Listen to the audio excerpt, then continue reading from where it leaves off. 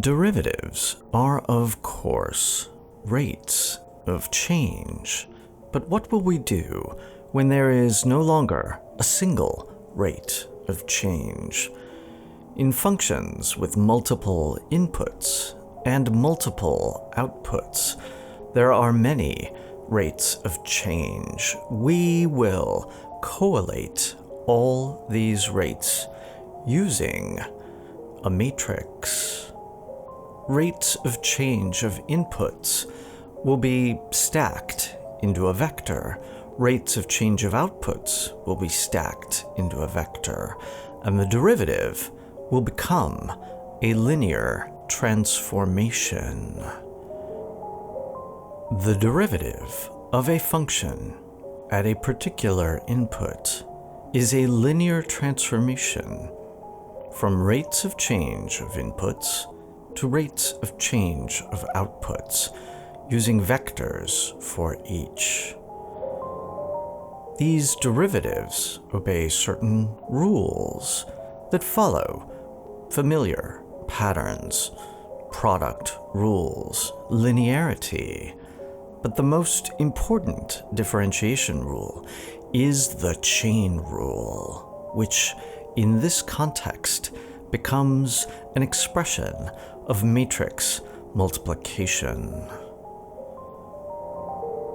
Gradients arise as one particular type of derivative, the derivative of a scalar field, interpreted in terms of vectors, a field of vectors. Such a vector field encodes rates of change by means of length and directions of maximal change using a vector field. Derivatives are useful and used to approximate or linearize functions by means of, yes, Taylor series. The expression of a Taylor series for a multiple input function looks similar to the single variable case, at least it will when all these terms are explained. But what does it mean?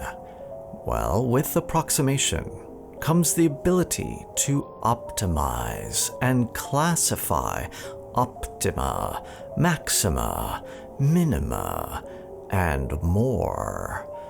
We will derive a classification of critical points that mimics the second derivative test from the single variable theory, using what we know of matrices.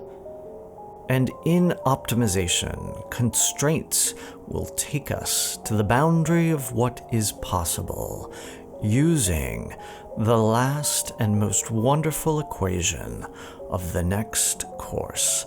These are the Lagrange equations, and it is here that our explorations of derivatives will end.